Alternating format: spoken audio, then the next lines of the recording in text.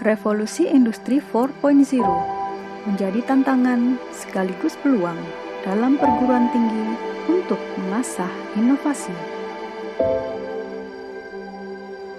Didaulat sebagai kota pendidikan, Kota Malang menjadi rumah bagi gigihnya cita anak bangsa. Ragam asa keilmuan berpadu harmonis dalam semangat pembaruan. Salah satu garda terdepan dalam pengembangan potensi insani, termasuk pendidikan. UM memiliki jati diri yang diwujudkan dengan simbol verbal The Learning University. Jati diri ini mengandung dua pemaknaan besar.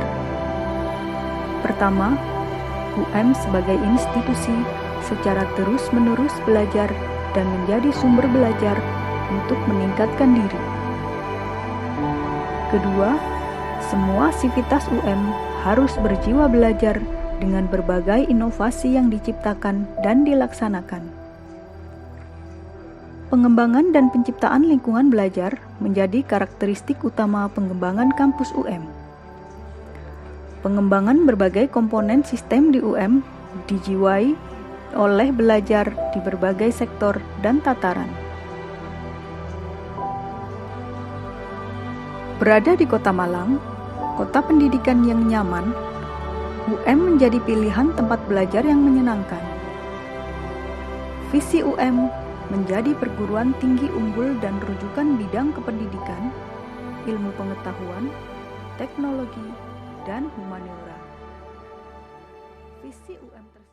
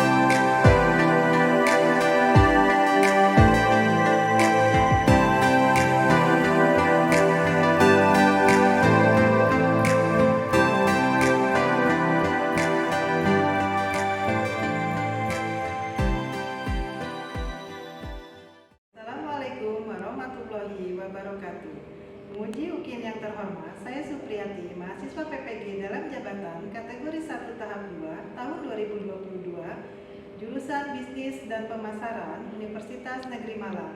Pada hari ini, Selasa 13 Juni 2023 akan melaksanakan uji kinerja praktek pembelajaran pengelolaan bisnis retail kelas 12 KD 3.15 Manajemen Pergudangan. Terima kasih. Wassalamualaikum warahmatullahi wabarakatuh.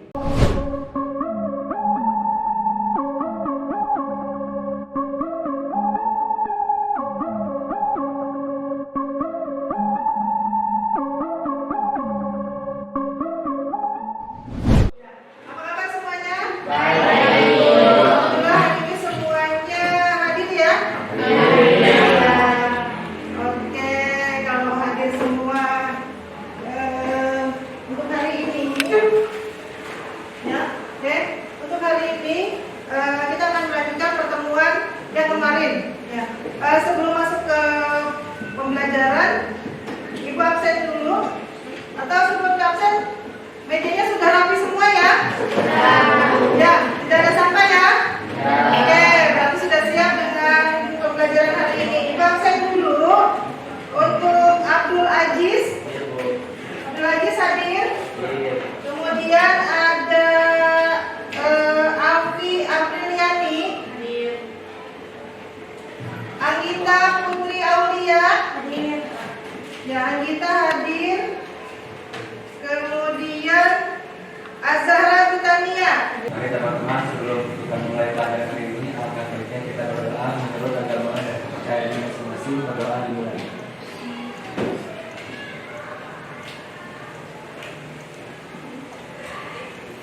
Berdoa selesai. Beri salam. Assalamualaikum warahmatullahi wabarakatuh. Waalaikumsalam warahmatullahi wabarakatuh. Ya, kemarin kita sudah membahas tentang manajemen pergudangan. Apa saja yang sudah dipelajari kemarin? Itu tentang pengertian. Sudah. Terus apa lagi? Ya, masih ingat dengan pengertian gudang itu apa?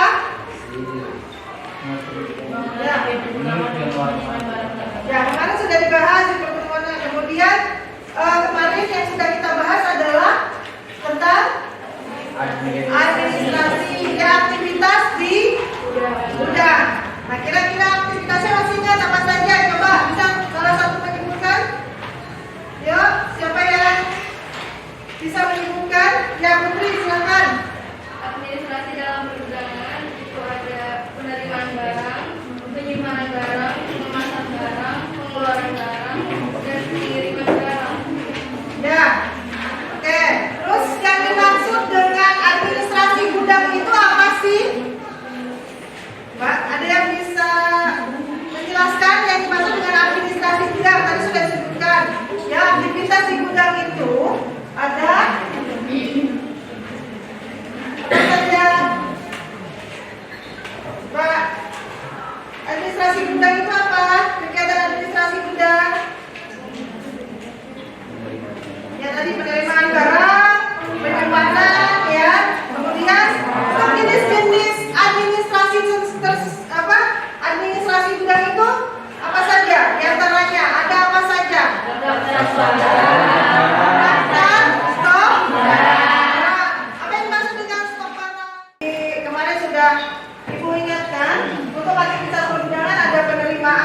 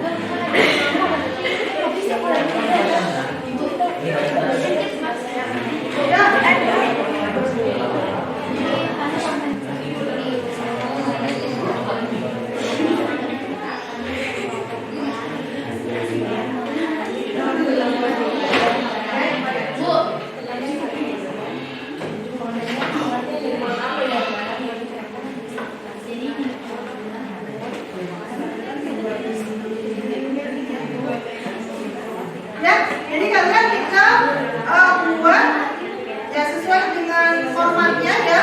Ada yang mungkin menggunakan Microsoft Word ya. Ada yang mungkin menggunakan Excel. Jadi disesuaikan dengan dokumen tersebut formatnya. Apakah harus dibuat di Microsoft Word atau Excel? Oke, silakan dikerjakan. Ibu berikan ya. Silakan dikerjakan.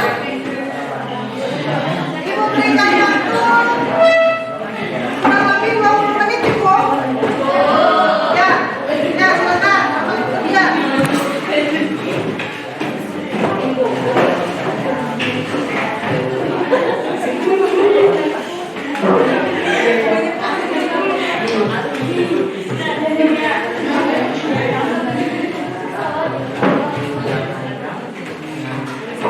Dan mana dengan pembukaan? Kita ya, kan formatnya sudah ada semua ya, masing-masing. Oke, nah semua temannya masing-masing tinggal hasil kerja dari kelompok ke-1 ya, kelompok ini dan teman-temannya tentang apa? Bukti surat penerimaan barang. Oke, ya, silakan mulai. Assalamualaikum warahmatullahi wabarakatuh. Waalaikumsalam warahmatullahi wabarakatuh. Kami dari kelompok 1 ingin mempresentasikan dokumen bukti surat pengiriman barang. Apa yang dimaksud bukti surat penerimaan barang? Surat penerimaan barang adalah sebuah dokumen yang berisi informasi seputar perhitungan jumlah barang yang diterima, inspeksi, pengecekan barang, berkaitan dengan kualitas dan kerusakan yang ada, pengecekan dokumen pengiriman dan pengupdatean stok gudang. Dan apa saja isi yang ada di dalam dokumen penerimaan barang. Secara detail, dokumen ini berisi isian nama pengirim supplier, nomor dokumen, tanggal terima, kode barang, deskripsi barang, jumlah barang, satuan barang, keterangan barang, dan tanda tangan. Selanjutnya ada contoh surat dokumen penerimaan barang.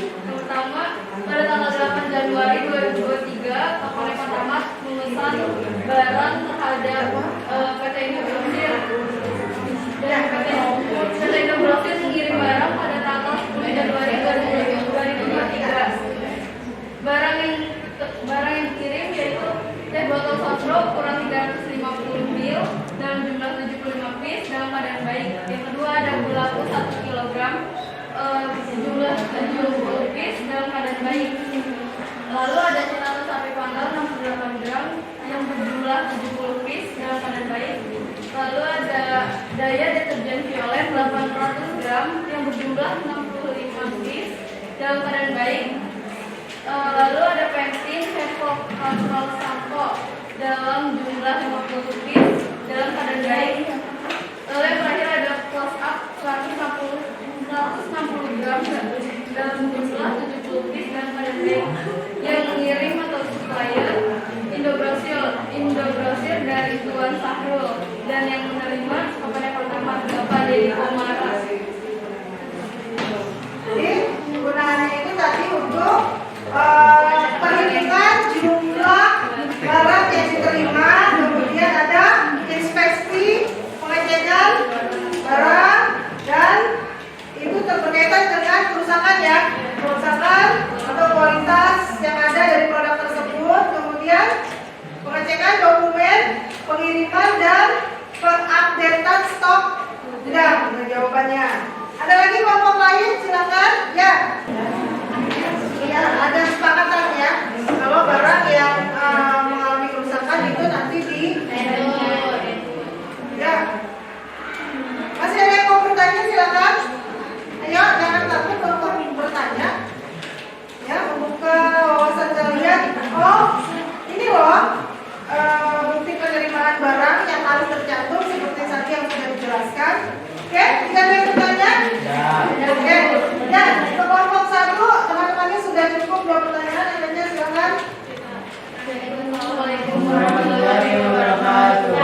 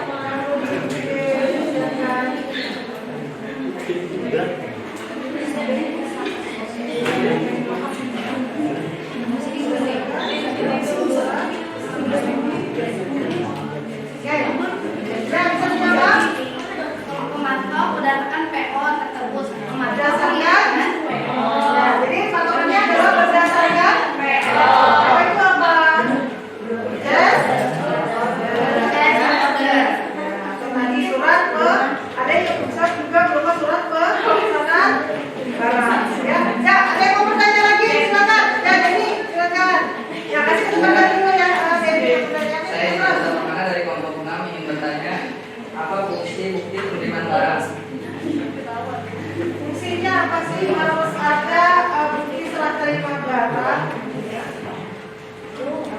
Bukti bahwa tujuanku tersebut telah sampai dengan selamat dan untuk ketentuan sehingga kita menghindari hal-hal Ya, buktinya adalah ada dan disampaikan dengan ya barang juga sudah menyatakan diterima.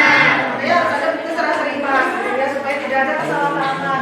Apakah sesuai dengan pesanannya atau tidak? Oke, sampai di sini ya. Kelompok 5 ada satu pertanyaannya. Kelompok ya silakan tutup untuk kelompok 5. Sekian dari kelompok kami. Wassalamualaikum warahmatullahi wabarakatuh. Waalaikumsalam. Ya, satu kelompok lagi. Satu kelompok lagi silakan lagi.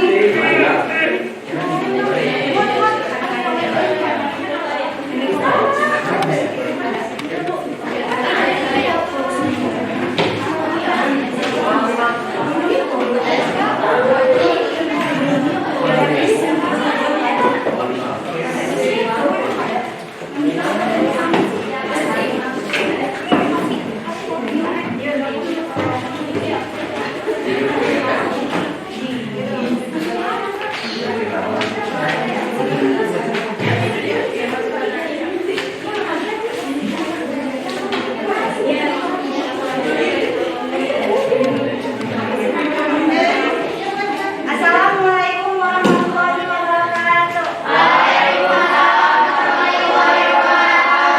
Kami dari kelompok 6 ingin mempresentasikan hasil pokoknya dari tokoh Nefatana.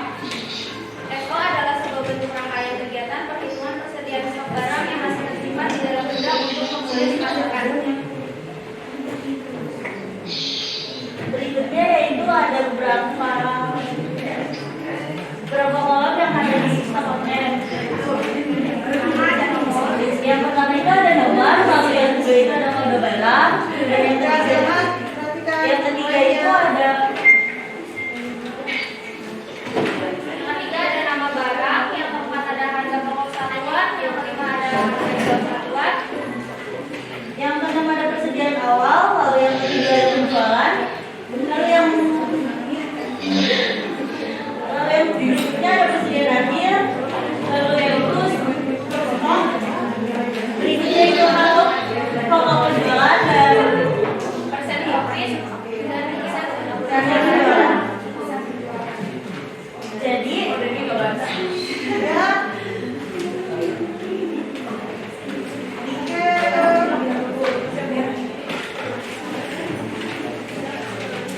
Jadi nilai persediaan awal itu bisa dapat segitu karena jumlah persediaan awal dikali dengan harga satuan, harga pokok satuan.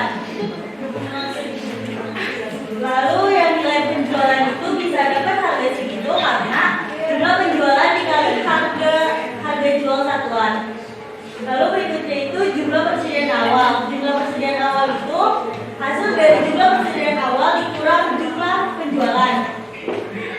Lalu berikutnya nilai persediaan akhir. Nilai persediaan akhir bisa dapat segitu karena jumlah persediaan akhir dikali harga pokok satuan. Lalu berikutnya itu per stok itu bisa dapat segitu karena jumlah persediaan akhir dikali 100 dibagi jumlah persediaan awal.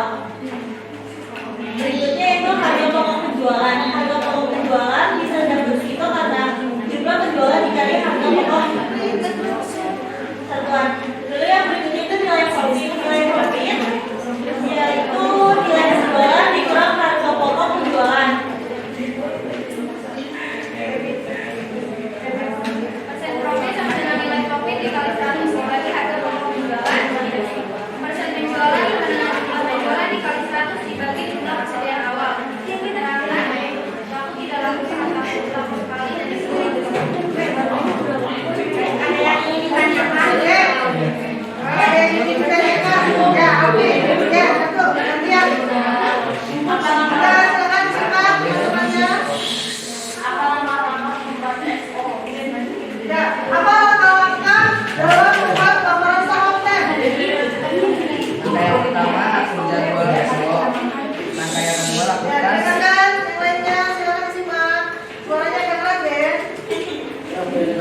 pertama, atur jadwal SO.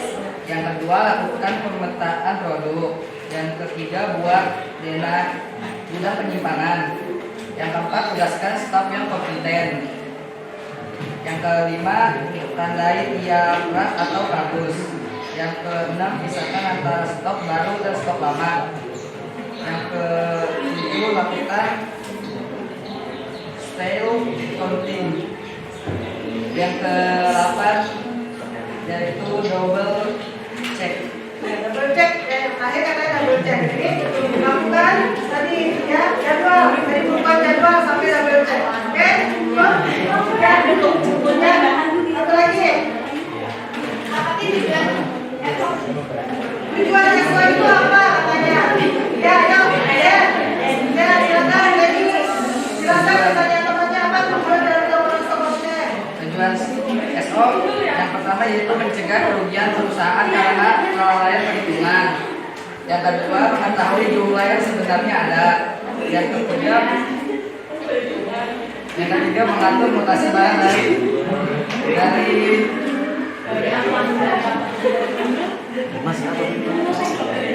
dari dalam dan keluar perusahaan. Yang keempat, mengetahui arus keluar masuk produk. Ya, dapat jawabannya. Bagian dari pemblokannya.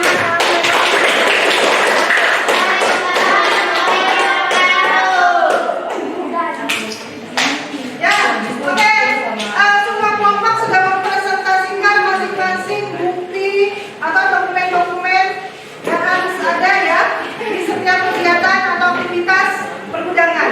Ya, oke. Jadi hari ini semuanya sudah dibahas, walaupun tadi ada beberapa kelompok yang masih harus perbaikan. Ya, Ibu berikan waktu kelompok yang harus perbaikan sampai dengan besok ya.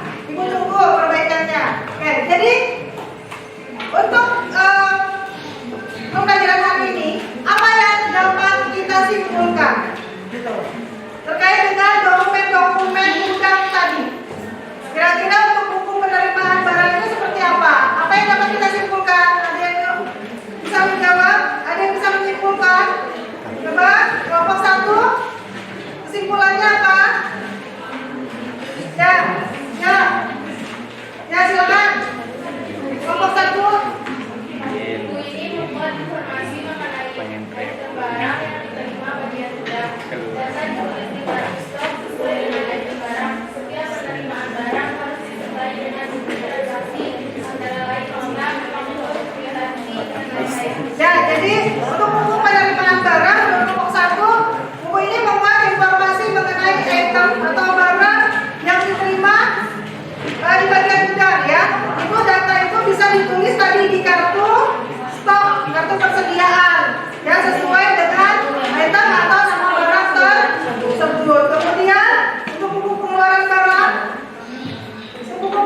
barang, ada yang bisa? Ya, silakan. Dari kesimpulan. Jadi kesimpulannya sudah jelaskan tadi untuk buku penerimaan barang sampai dengan laporan stok online ya. Di laporan stok online apa? Laporan stok online? Soalnya bukunya dilakukan sama sekali dengan demikian dapat dilakukan pengendalian persediaan yang ada dalam gudang tersebut. Untuk pengendalian persediaan barang ya yang ada di gudang. Oke, itu yang dapat kalian pelajari hari ini ya.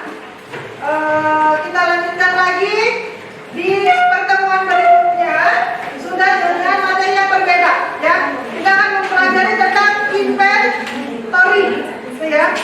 Inventory. Ya, bisa kalian baca modul yang ada dipelajari terlebih dahulu. Di pertemuan yang akan datang kita sudah mempelajari materi tersebut ya.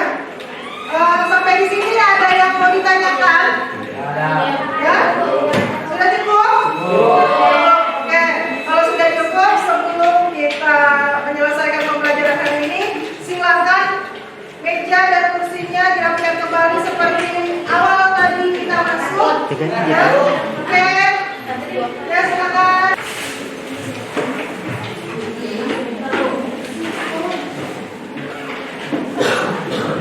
Ya, sudah ya. Sudah rapi semua. Yang ini masih bengkok-bengkok, coba dulu yang